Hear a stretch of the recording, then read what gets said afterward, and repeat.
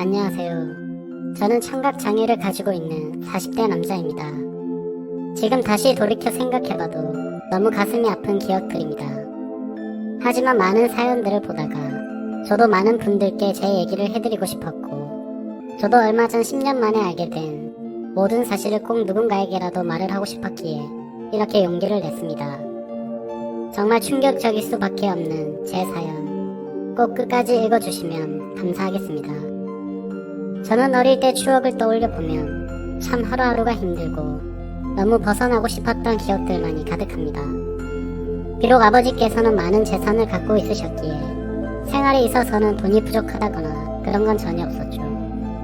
하지만 어머니가 제가 어린 나이에 집을 나가면서부터 제 인생은 참으로 쉽지가 않았습니다. 평소와 다를 바 없는 어느 날, 제가 초등학교 4학년이 되던 해였습니다. 아버지는 갑자기 저보다 2살이 어린 잘생긴 남자아이를 데리고 오더니 제 친동생이니 인사를 하라고 했습니다. 저는 어릴 때부터 많이 왜소했던 터라 그 아이는 저보다 키도 크고 체격도 훨씬 좋았었죠. 알고 봤더니 제 어머니는 아버지의 불륜 사실을 알고 나서 맞바람을 피시고 집을 나가셨던 겁니다. 별로 저에 대한 사랑도 크지 않으셨던 분이었기에 어머니는 열심히 살아라 라는 마지막 한마디를 남기시고는 훌쩍 떠나버리셨죠.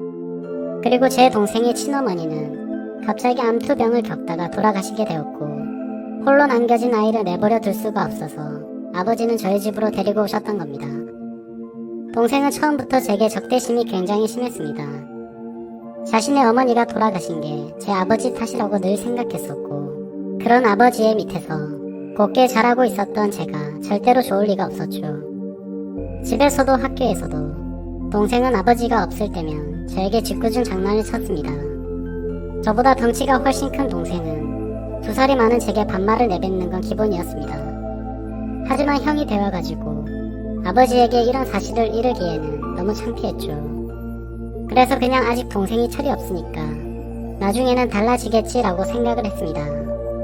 하지만 동생의 짓궂은 장난은 점점 도를 넘어서서 학교에서까지 그런 행동들이 생겨나더군요. 그래도 그때까지는 별거 아니라고 치부하고는 저는 참았습니다. 그런데 결국 그렇게 지내던 중 사건이 터지게 되었습니다. 제가 6학년이 되었을 때였습니다. 제 생애 처음으로 두근대는 감정을 느끼게 해준 여자가 나타났고, 그 당시 저는 그 여자를 아주 많이 짝사랑을 했습니다. 그래서 저는 그 친구와 가깝게 지내고 싶었고 집에서 편지를 쓰기 시작했죠. 몇 번을 지우고 쓰고 반복하다가 깜빡 잠이 들었습니다. 그런데 제 편지를 동생이 방에서 읽었나 보더라고요. 갑자기 동생은 낄낄 웃으며 "너 연희 좋아하는구나. 네 주제도 모르고 고백을 하려고?" 라고 하더군요. 그래서 저는 처음으로 동생에게 화를 냈습니다. 왜 함부로 내 편지 읽고 그러냐며 욕을 하고 뛰쳐나갔죠. 그날 이후로 며칠이 지났을 때였습니다. 학교를 마치고 집으로 가고 있는데 저 멀리서 제 동생이 연희의 손을 잡고 제가 있는 쪽으로 걸어오고 있더군요. 그러면서 동생은 저를 가리키며 "우리 형인데 같은 반이라며?" 라고 웃더라고요. 그때부터 저는 도저히 참을 수가 없었습니다. 눈물이 나는 걸 질끈 참고 집으로 뛰어갔습니다. 집에 가자마자 분노가 폭발해서 펑펑 울면서 눈에 보이는 동생의 물건을 모두 다 던져버렸고 옷도 가위로 마구 찢어버렸죠.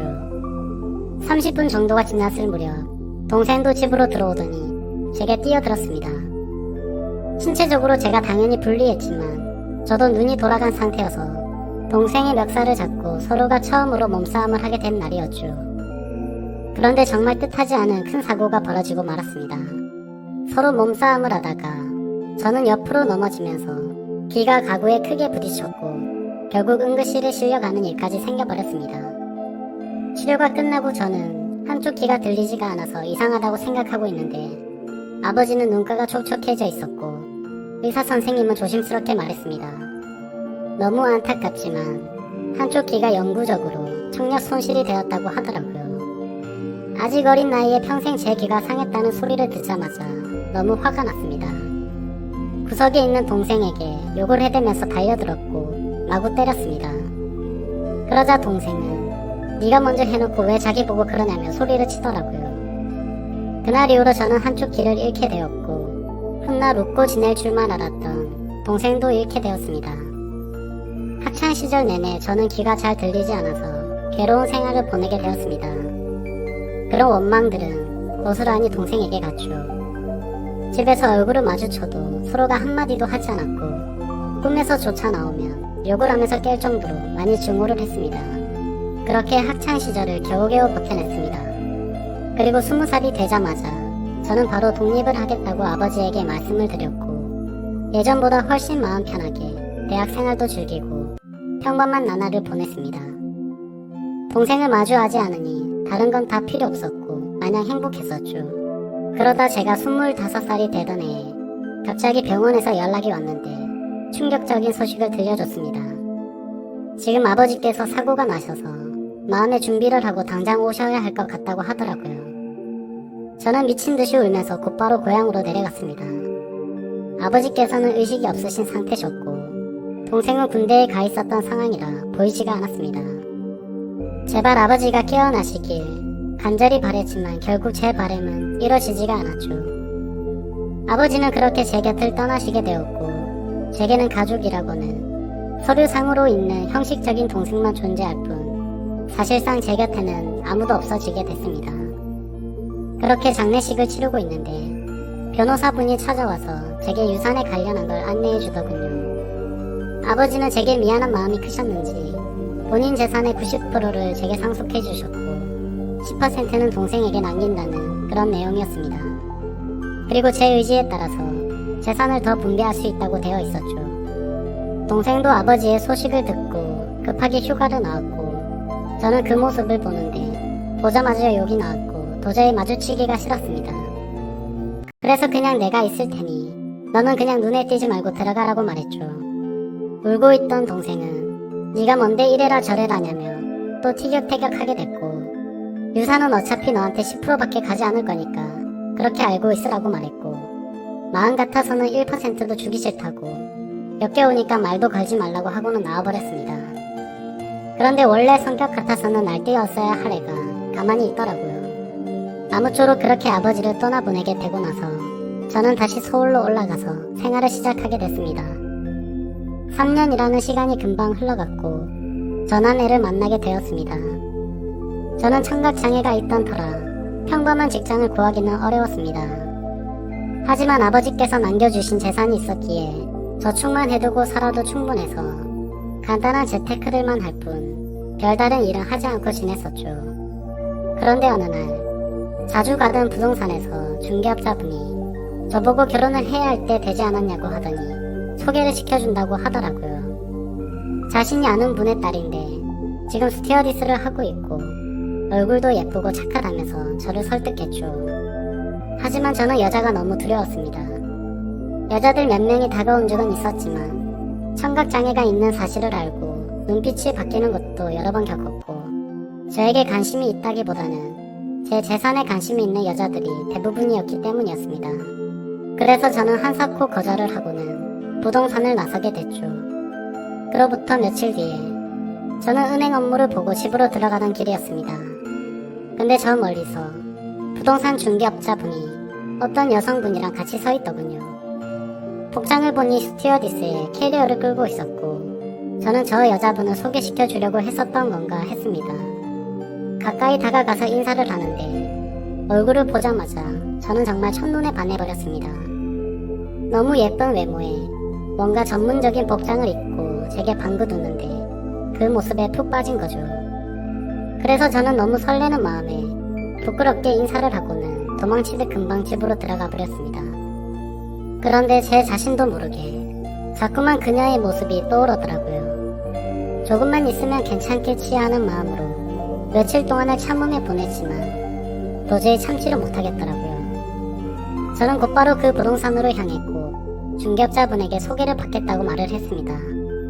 근데 중개업자는 갑자기 웃더니 그러게 진작 소개받으라니까 벌써 다른 남자랑 소개받았다고 하더라고요. 그래서 저는 제 자신을 한탄하면서 알겠습니다 하고 돌아서려는데 일단 여자분한테 한번 물어나 볼게요 라고 해서 저는 금세 기분이 좋아졌습니다. 그렇게 다행히도 여자분은 소개받은 남자와 잘 안됐다며 소개를 받아보겠다고 했다고 하더라고요. 며칠 뒤 소개를 받기로 한 날, 저는 처음으로 미용실도 가고 명품 옷도 사서 최대한 저를 깔끔하게 꾸미고 약속 장소로 나갔습니다. 그녀도 약속 시간에 맞춰서 나오게 되었고 활짝 웃으며 제게 인사를 하는데 평상복을 입어도 너무 아름다웠기에 저는 눈을 떼지를 못했습니다. 나이는 저와 동갑이었고 결혼 정년기가 되어서 빨리 결혼을 하고 싶어서 마음에 맞는 사람을 찾고 있다고 하더군요. 저는 최대한 그녀의 발언에 뭐든지 수긍을 하면서 호감을 사려고 노력했습니다. 그런데 다른 사람들과는 달라서 더욱 마음에 들었습니다. 제가 청각장애가 있다는 사실에도 놀라지 않았고 재산이 이 정도 된다고 해도 그렇구나 하면서 별로 놀라지는 않더라고요. 그래서 무력도 없고 사람을 편견하지 않는구나 싶어서 저는 더욱 빠지게 되었습니다. 결국 저의 적극적인 대시에 그녀와 저는 연인이 되었죠. 결혼을 전제로 만나다 보니 주로 하는 이야기가 미래에 대한 이야기였죠. 그녀는 어떤 곳에서 어떻게 살고 싶다부터 시작해서 결혼을 하더라도 스튜어디스는 계속해서 하고 싶다고 하더군요. 저는 뭔들 다 좋았습니다. 그녀만 저와 함께 할 수 있다면 제 모든 걸 다 바칠 준비가 되어 있었죠. 그렇게 저희는 연애를 시작한 지 6개월도 되지 않아서 곧바로 결혼을 하게 되었습니다. 결혼을 한 뒤로 6개월간은 그 누구도 부럽지 않게 많이 행복했습니다. 그런데 제가 알던 제 아내는 어느 순간부터 다른 사람처럼 점점 변해가더라고요. 쉬는 날에는 백화점에 가서 1000만 원이 넘게 쓰는 건 일상이었고 새벽 늦게까지 연락이 안 되는 건 기본이더라고요. 저도 그때는 정신이 나갔었던 것 같습니다. 그렇게 하는데도 저는 다 좋았고 불만이 크게 없었거든요. 그런데 결혼 1년 차 때부터는 제 아내는 저를 벌레 보듯이 무시를 하기 시작했고 잦은 비행으로 출장을 가면 연락이 안 되는 건 너무 당연하다는 듯이 반복됐습니다. 심지어 우연치 않게 휴대폰을 보니 출장 가서 다른 남자들과 사진 찍은 것도 봤지만 그냥 용서를 해주고 넘어갔습니다. 하지만 그렇게 몇 번을 더 바람을 피더니 나중에는 대놓고 남자친구가 생겼다고 그런 말들을 당당하게 하더라고요. 저는 그때 당시에는 아무 말도 하지 못했습니다. 너무나도 사랑했던 탓에 이미 제 사고방식은 정상적인 작동이 불가능했죠. 그냥 그렇게 밖에서 놀고 다녀도 항상 집에는 들어오니까 이런 말도 안 되는 생각을 갖고 살았습니다. 그리고 바람피는 모습이 제 눈에만 안 보이면 어느 정도 참을 수 있다라고 생각을 하고 버텼습니다. 그런데 어느 날 저는 정말 너무나도 충격적인 모습을 보고야 말았습니다. 제가 사업과 관련해서 미팅이 있어서 호텔 로비에서 커피를 마시고 있었습니다. 그런데 익숙한 모습의 여성이 보이더군요. 바로 제 아내였습니다. 말로만 들었지 실제로 저렇게 호텔에 드나드는 걸 보니 너무 화가 나더군요. 그리고 더 충격적인 건 옆에 있던 남자였습니다. 아버지가 돌아가신 뒤로 단 한 번도 연락하지 않았던 바로 제 친동생이었습니다. 그때 문득 생각이 들었습니다. 재산을 조금 받고도 조용했던 이유가 저렇게 내 재산을 노리고 접근하려고 했던 거구나 생각했죠. 저는 곧장 폭발할 것만 같은 마음을 추스르면서 조용히 둘을 따라갔습니다. 사실 그때는 제발 제가 생각하는 게 아니길 바라는 마음으로 따라갔죠. 그런데 결국 그 둘은 같이 한 방으로 들어가게 되었고 저는 조용히 문 밖에서 눈물을 흘리면서 비참하게 서 있었습니다. 30분가량이 지나고 벨을 눌렀죠. 그러자 문이 열리더니 제 동생이 가운만 입은 채로 문을 열더라고요. 깜짝 놀라하는 동생을 보자마자 욕을 하고 몸싸움을 했습니다. 그러자 아내는 소리를 질러댔고 결국 경찰까지 부르게 되었죠. 저는 동생에게 일부러 접근했냐며 욕을 했습니다. 그러자 아내는 출장을 가다가 자신이 먼저 연락처를 물어봤고 만났다면서 무슨 헛소리냐고 소리치더라고요. 참 황당하게도 바람 피운 걸 자랑이라도 된다는 듯이 저를 무시했습니다. 그러자 동생은 한마디 하더군요. 이제 모든 사실을 알았으면 그만 빌붙고 이혼 도장 찍고 꺼지라고 말하더라고요. 그러자 아내는 옆에서 비웃으면서 이제는 도저히 같이 못 살겠다며 말하는데 정말 가슴이 무너져 내리는 것 같아서 소리내서 펑펑 울었습니다. 너무 행복하다고 생각했던 제 가정이 이렇게 무너지다니 믿을 수가 없었죠. 그때부터는 저도 도저히 버틸 자신이 없었고 모든 걸 내려놓기로 했습니다. 그렇게 저는 아내와 결혼생활 2년 만에 결국 끝을 맺고 말았고, 아내와 동생은 주변 사람들의 눈을 피해서 해외로 이민을 가게 됐죠. 그 뒤로 매일같이 술만 마셔댔고 일상생활을 전혀 하지 않고 살았습니다. 제 인생은 도대체 왜 이런가 싶었고, 사람에 대한 배신감이 너무 컸기에 앞으로 어떻게 살아갈 것인가만 고민했던 것 같습니다. 그런데 사람은 결국 시간이 모든 걸 해결해준다고 한 해 두 해가 지나갈수록 저도 모르게 웃고 지내고 있더라고요. 그러다가 지금의 제 아내를 만나게 되었습니다. 너무 힘든 시기여서 여자에 대한 적대감이 심했었지만 너무나도 자연스럽게 제 마음속으로 들어오더니 지금은 결혼한 지 6년 차지만 단 한 번도 다툼 없이 행복하게 지내고 있습니다. 전 아내와 달리 사치도 절대 부리지 않고 항상 알뜰하게 저축하고 지내는 그런 천사 같은 여자를 만나게 되었습니다. 그러다가 2달 전쯤 갑자기 10년 만에 전 아내에게서 연락이 왔습니다. 해외 번호라 혹시나 싶었지만 그 혹시나가 맞더라고요. 저는 차갑게 말했습니다. 무슨 염치로 감히 나한테 전화를 다 하냐고 했죠. 예전에 있었던 일은 미안했다며 사과부터 하더군요. 그리고 그 다음으로 한 말은 정말 좀 많이 놀랐습니다. 사실은 동생이 이민을 오고 나서 2년도 채우지 못하고 세상을 떠났다고 하더라고요. 술만 마시면 매일같이 욕하던 동생이 이미 이 세상에 없다고 하니 너무 많이 놀랐습니다. 그래서 말을 더듬으며 물었습니다. 아니 왜 갑자기 멀쩡하던 애가 왜 죽었냐고. 그리고 죽은 지가 8년이 됐는데 그걸 왜 이제 말하냐고 했습니다. 그러자 전 아내는 할 얘기가 많은데 전해줄 것도 있으니까 다음 주에 한국으로 들어가서 만나서 이야기하자고 하더라고요. 그렇게 일주일이 흐르고 난 뒤 저는 전 아내와 만나게 되었습니다. 물론 제 아내에게는 예전에 있었던 일도 다 말해줬었고 동생의 소식을 말해주면서 만나고 온다고 미리 말했는데 오히려 저를 위로해주면서 조심히 다녀오라고 했죠. 저는 단도직입적으로 물었습니다. 도대체 어떻게 된 건지 말을 해달라고 했습니다. 그러자 전 아내는 갑자기 눈물을 흘리면서 사과부터 하더라고요. 내가 정말 죽어 마땅한 사람인데 너무 미안하다며. 사실은 그때 당시 소개를 시켜줬던 부동산 중개업자와 전 아내는 둘이 만나고 있었던 사이였답니다. 제 재산을 알고 의도적으로 접근을 했었고 그 덕분에 결혼을 하고 나서 제 돈을 흥청망청 쓰면서 몰래 비자금도 많이 빼돌렸다고 하더군요. 그리고서는 말했습니다. 사실 당신 동생을 많이 원망하고 있을 것 같은데 정말 이렇게 계속 살다가는 자신이 미쳐버릴 것 같다면서 용기를 냈다고 하더라고요. 동생과 전 아내는 불륜 사이가 맞았답니다. 물론 그건 전 아내만의 생각이었다고 했죠. 동생은 전 아내와 이민을 가고 나서 곧장 모든 사실을 밝혔답니다. 사실은 암에 걸려서 회복이 불가능한 상태였고 당신을 형 옆에서 떼어내려고 했다고 말했답니다. 그런데 전 아내는 이미 제 동생에게 많이 빠져 있어서 동생이 떠나는 날까지 옆에서 있었다고 하더군요. 그리고는 제게 노트를 건넸습니다. 사실 동생은 절대로 이 비밀을 제게 말하지 말라고 해서 평생 말하지 않으려고 했답니다.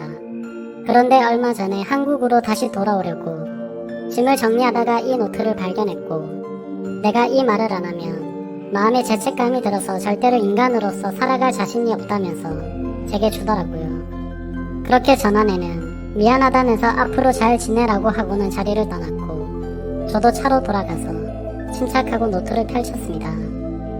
아버지와 저 그리고 동생이 찍은 유일한 사진이 끼워져 있더군요.